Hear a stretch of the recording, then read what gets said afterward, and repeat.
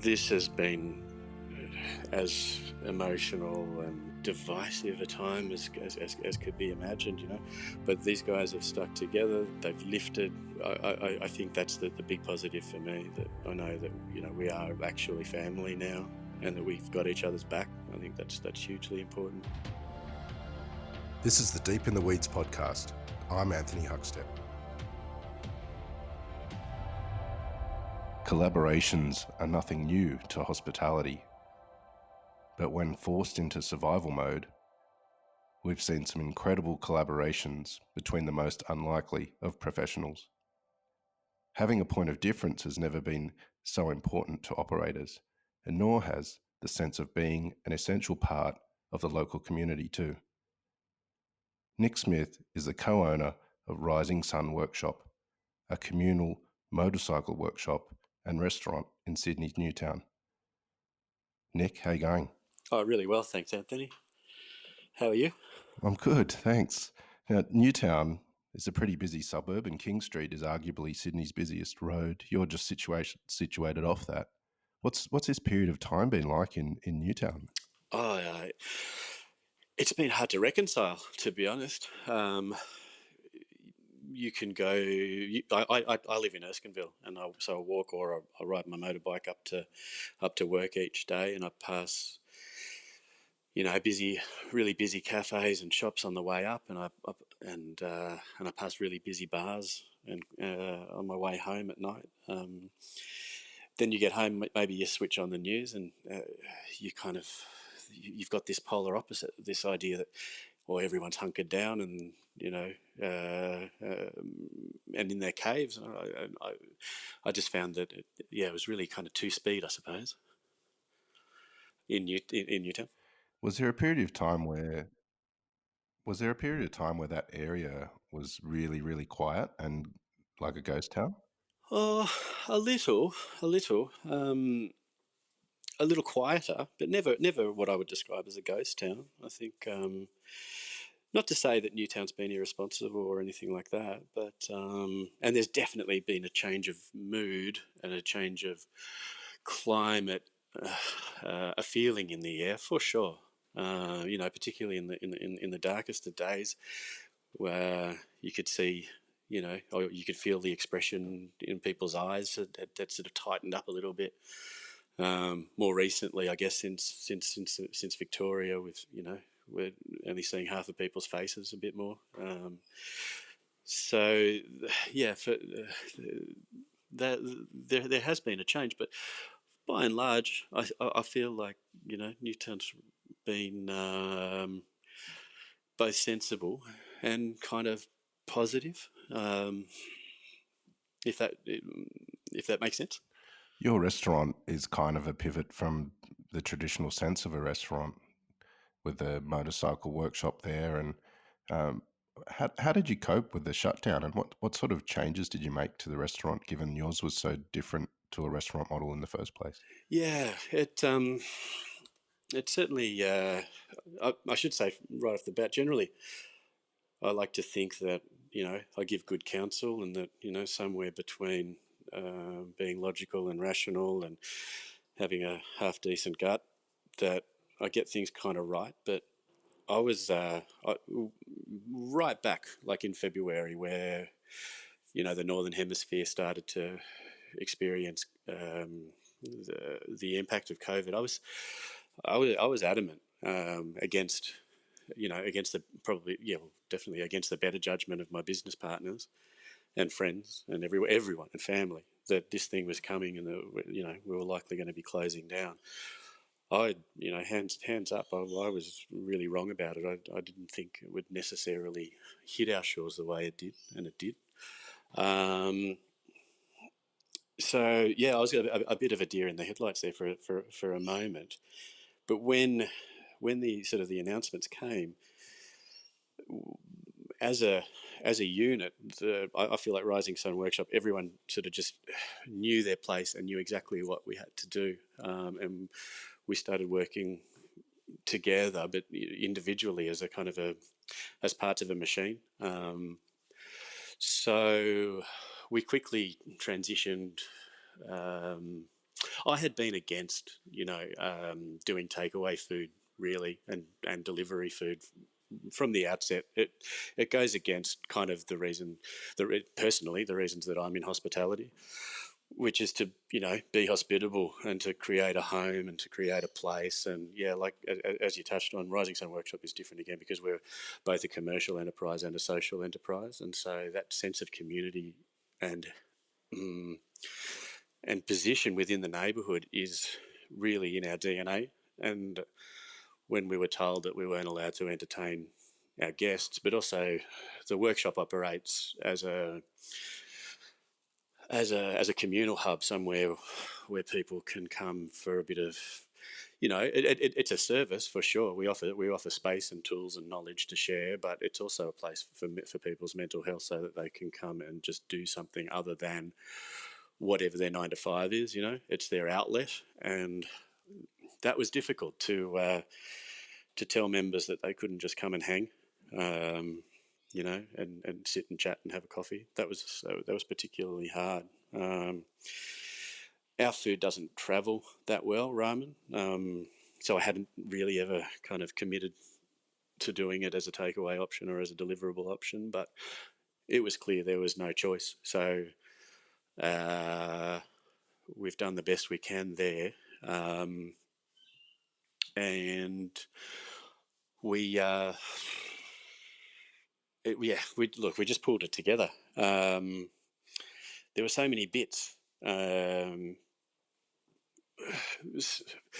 There's this idea that we're all in this together, but what became quickly apparent is that we're not really all in this together. Some people were eligible for JobKeeper, others weren't eligible for anything. Certainly, a lot of the guys we've got on student visas, we didn't know what we were supposed to do with them, but we couldn't let anyone go. So we had something up our sleeve. We had a workforce that, largely speaking, could ride motorbikes. We didn't want to pay Deliveroo or any of the other online services, because I feel like the price gouging is worthy of an episode all to itself. So we decided that we'd mobilise our team and get them out and delivering, and so everyone kind of kept their jobs. Everyone was paid at the same rate that they were, as though they were still a bar manager or still a dishy or still a restaurant manager. And we just sort of did it. What sort of pressures did that put on the viability of the business during that time? A lot, but we, it was interesting. I don't, I actually, I think on one hand, I think the federal government has done a great job in kind of keeping us under like a warm blanket. But if I could go back and sort of have a whisper to the Prime Minister when he stood up at the lectern and said, and announced JobKeeper and said, the money's going to start flowing. It's going to start flowing next week, and everyone's going to be paid. I perhaps would have asked him to tone down that rhetoric, because what it did was, I think, for business owners, all eyes were then on us, because it suggested that you would be in salary tomorrow or next week. When in reality it was, I don't know how long, 6 weeks. And so even for a small to medium restaurant like ours, 6 weeks of payroll is more cash than we'll ever have. So we had to pull out all stops. We took out bank loans, and again, the Prime Minister telling the public that he's told the banks to expedite these loans, and but then you speak to your bank manager, they haven't heard of any such plan. So yeah, the pressures that puts on you are immense. But we did it, and I think maybe I think I'm right in saying that everyone's still together as a business, as a family, and that early horrible bit we navigated really, really well. What sort of pressures were put on the food that you were sending out? How did you feel about the product? I know you're a stickler for the attention to detail and serving it in the restaurant, but what was it like trying to do the takeaway food model? Did it change what food you were sending out? Yeah, I basically overnight put a red pen through most of the menu, but it was also sensible. Like what people wanted was nourishment, and I don't think there's too much more nourishing, many things more nourishing than a big, steaming pile of noodles, especially with winter coming on as it was. So we just adjusted it a bit. I don't think it was probably, was it to restaurant standards? No, absolutely not. But it got the job done, and people were either happy or politely, we're grateful. I think, but yeah. Actually, since then we put in the City of Sydney put out offers for grants, and which we applied for, and with the idea, or our grant was to take that idea of getting restaurant quality food in people's homes, and so we won that. We've won that grant, and I've been spending the last little while figuring out how to get a restaurant quality meal delivered to you safely and at quality. So that's been a good distraction and something I think positive, for us, and positive from a council point of view, out of all of this. We've seen some pretty amazing collaborations between different restaurants, and you've done them, like with people like from Butter, and but one of the collaborations that you did was with a local artist. Can you tell us about that project? Yeah, for sure. I think it was probably over 12 months ago. Our neighbour and now mate, Chris Pearce, he's a photojournalist. If you're, if you follow the food industry, the restaurant industry, you have seen Chris's work on the front covers of magazines and newspapers and what have you. He's a really gifted guy. He, I believe, yeah, he'd been approached by Apple. They were releasing their newest iPhone, whichever one that was, and asked him to do a series of works looking at restaurants, looking at food as art. So, yeah, Chris spent last year, or a part of last year, going to some fantastic chefs and restaurants, and we were lucky to be included in that list. And he put together a body of work, and then one thing led to another. I think COVID happened, and Apple decided that they didn't want to exhibit the work anymore. It didn't. I guess it didn't work at the time for them to be showing works in public space. So it just sort of sat, and I'd seen a lot of the work, and I was really happy with the collaboration that the Rising Sun workshop and Chris had done on the piece that he shot for us, or with us, and it just felt a bit of a disappointment. So, when is it? Around August, we got to talking, and I was just like, we've got this wall, big warehouse walls that are our restaurant on the outside, and although, you know. Now's not the best time to be holding events. Maybe we can have a socially distant art gallery outside where people can come and sort of casually view art, and it felt really cathartic for me. I started to personally feel, with the rise of warning signs and arrows pointing you this way, stickers telling you to stand here, go there. I've started to feel a little bit suffocated by all of this. And yeah, Chris was all over it, and so we quickly got the work printed onto weatherproof posters, and we've just put it up with gaff, and it's been up there for over a month now in all weather and rain, and I didn't think it'd last. You know what I should say? I was just commenting this morning to Chris. I saw him outside the shop. Just how impressed I am that the youth of today haven't ripped it down or drawn dicks all over it You know, it's literally been it's untouched. It's so yeah. Hats off to to to, to Newtown's youth. You you're doing. Well, it does look extraordinary, and perhaps that's why they haven't done that. It's that really crisp white background and these really large, amazing shots of food. Who are some of the restaurants that are involved? Oh, it's an incredible list. There's Tetsuyas. There's local guys like Continental Deli.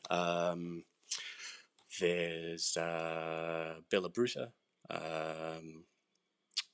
Monopole, Cirrus. Wow. Yeah, it's a pretty it's a pretty amazing body of work, I think. Chris wanted to explore what he describes as the nexus between food and art, and I think he's done that really, really well.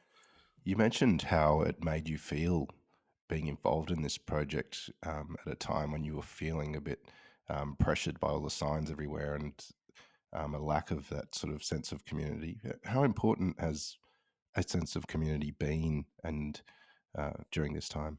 Oh, immeasurable. From the beginning, from Sydney's hard lockdown, where we turned the shop into a general store, we were kind of, I think, of the view that, right, well, this could be it. Let's just flog everything. So we took all of the sushi rice and broke it down into little home-sized packets, and all of the eggs got broken down. We had a bit of a stockpile of toilet paper, so that was hot for a while. And we just sold these at kind of supermarket prices, Also, the wine cellar that was we flogged all that off when Olga when Olga said that on licenses could operate as off licenses, which has been, I think, a massive saviour for a lot of probably inner city restaurants to be allowed to do that. And the world hasn't gone up in flames by doing that, so I'm really hopeful that maybe we can see that last a bit longer. So yeah, when we did that, harking back to that your question, the sense of community, we had people coming in and buying hundreds and hundreds of dollars worth of wine and beer that they didn't need or want, but they just wanted to show support. Like, Wow. we print T-shirts for sale, and we usually sell one now, one then. They were all sold out. So yeah, we issued gift cards, and they just flew out the door. There was a real solidarity from our community. They yeah, I found it heartwarming and heartbreaking at the same time. Just the amount of, what do you call it, goodwill, charity. Yeah, it was remarkable.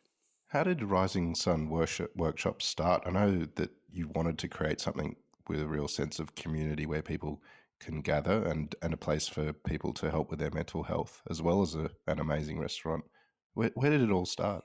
Yeah, it started. It was actually my business partners, Adrian and Dan, brother-in-laws, married to my other business partners, who were sisters. um, yeah, and then there's me. Um, so Dan and Adrian have been kicking around an idea to kind of combine some of their personal loves. Initially, it was going to be. Sorry, I should say, Dan and I met working for Single Origin Roasters, so we're both kind of hospo, in one way or another. And Adrian is more a country guy who came to the city and is now corporate. So initially, it was going to be a cafe that had live music, but they quickly sort of the penny dropped that musos don't have any money, so that wasn't going to work. And then they were both right into bikes, motorcycles, and so that love of tinkering, and also the fact that Adrian had moved from the country to the city, and in the country, I guess people are more hands-on. They know how to change a tire, and when he moved to the city, he found that there wasn't space or know-how amongst people, so he was kind of forced to go to a mechanic and pay a mechanic. So that was the nucleus of the idea. Um, and then they approached me. I'd had a background. Well, I started in stockbroking actually for the first 10 years of my life, but became a bit disillusioned with that. Wow.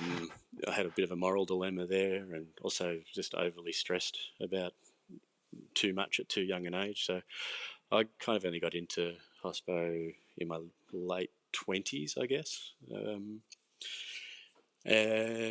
but yeah, they asked me if I would like to kind of invest and become a part of this idea, which was, only an idea. They were just in the midst of a crowdfunding campaign back in 2014, 13, 14.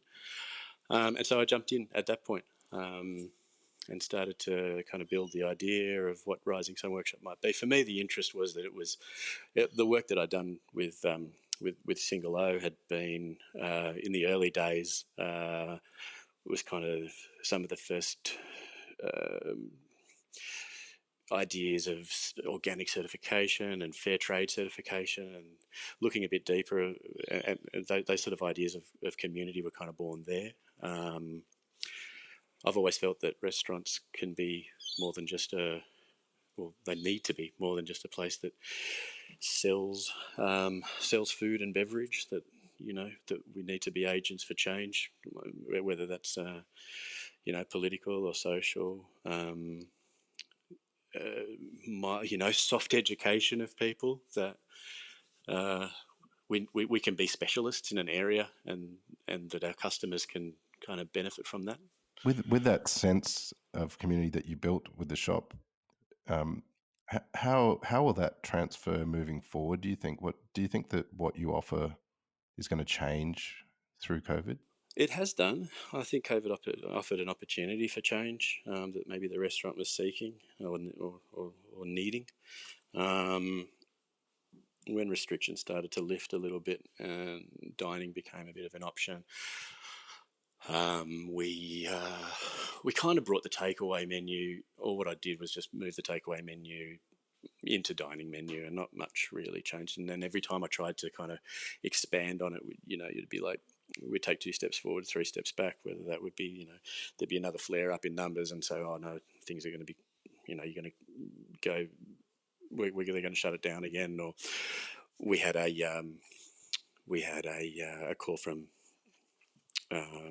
New South Wales Health to say that one of our staff members had been in contact with a case positive, and so we took the step to shut the restaurant down again. That was another experience. We we didn't know what to do, and I thought, and we thought that, okay, so we don't have any positive cases, but what if we do? Let's just close. That's the sensible, safest thing to do. Let's all go and get tested. And so we went off, or we went home, I guess, and then went to RPA. We didn't arrange to all go to RPA, but that was the closest one for so many of us, because we were all kind of local. And it was just a miserable grey night. And I remember, everyone's in their face masks, everyone's in their puffy jackets, everyone is standing 1.5 meters apart on their things, and it's all incredibly grim at the back of RPA there, and grey. And I looked over, and there's this security guard, and he was kind of like desperately fiddling with his gas heater, because he was obviously going to be sitting there for the night in the freezing cold. And he had this kind of like tired look in his eye, and it really felt like I'd been transported into this dystopian future of, just like the day after, and it was so grim. And every so often, the nurses or the doctors would, say, next, and everyone would sort of shuffle forward a few steps to the next spot. I was like, really felt like this sort of most out of body thing. Like, what is this? It's incredible. And then I got called down to hand in some papers, and then walking past all of the other people who were lined up, I think it was a bit of a spike in testing when this happened to us. And I got down there, and someone recognised my eyes, and was like, "Hey!" And then before I knew it, there was like 6 or 8 of us who were all from Rising Sun Workshop, all going, "Whoa!" And we all had a bit of a laugh, and the doctors and nurses had a bit of a laugh, and we always say we should see each other out of work more. So there was that, and but we thought I thought we'd get our results back, 24 hours or something, and we'd be back at work. But I guess because of the spike, and because we'd chosen to go to probably the busiest testing clinic in the city, and whatever, we ended up closing for another 4 days, and so this kind of. But we did, I think, a fantastic job on messaging, and we through social media we sort of explained every day, step by step, what was happening. And when we did reopen, the community, at least the restaurant community, were all sort of giving us props, for the way we handled it. But that was another thing. But yeah, certainly the road back to offering, to our offering, has been slow, but we're getting there. We started, rather than a la carte, we took the idea that we should offer a set menu, which is just kind of like the way I like to eat when I travel, especially when I travel overseas. If a place is offering a set, and only a set, I always find that's a pretty good sign that I'm going to get looked after, because I think it means that the chefs are focused on a limit, like a finite number of dishes that they feel confident in, that they're going to execute well. Obviously, the cost of getting that produce in is better, because this is what you're serving. So we've done that. Now, just now, we're going to offer a bar menu as well. So you'll be able to in an effort to kind of get back to normal, but still keeping this idea that I probably wouldn't have been brave enough to offer a set menu pre-COVID. So that's been good. We've asked people to prepay, because I think that's something that will also help the industry. You do it for everything else. You buy your movie ticket, you buy your ticket to the footy beforehand. So why not buy your ticket to the restaurant? What have you learnt about yourself and the industry during this period? Well, the industry first, I guess, around me. But I knew this before. Particularly, I think Newtown's exceptional, in that we don't see each other as competition. We are there's a real fraternity, sorority. I don't know what the non-gender neutral word is there. In Newtown, like we would rather collaborate than than be in competition with one another. So that remains, and is probably as strong or stronger than ever. About myself, I have very particular definition of what I think good hospitality is, and what a good restaurant or bar or cafe should be. And the pandemic has kind of, nipped at the seams of that a little bit, but I'm just as resolved that that's where we need to get back to. That I don't want to see the food and beverage industry reduced to this kind of dispensary of consumables. The sanitization of everything is sort of, it's what I've kind of been working against for my whole short career, So yeah, I'm learning that's been kind of, that finding that resolve, that to be in. I'm a little bit defiant of the changes that are being forced on us at the moment, but I understand that they are for a short time, perhaps. But I'm determined to make it for a short time. During this experience, you've had some pretty crazy times. Has there been some positives to come out of it for you? Yeah, there has. I think, not that I didn't know it before, but I know now the team that we have at the restaurant, at the workshop, are they're made of special stuff. This has been as emotional and um, I guess divisive a time as could be imagined. But these guys have stuck together. They've lifted. It's I think that's the big positive for me, that I know that we are actually family now, and that we've got each other's back. I think that's hugely important. That's industry wise, and then I mean you hear this a lot. Like people realised the importance of home, and that it's not all work. And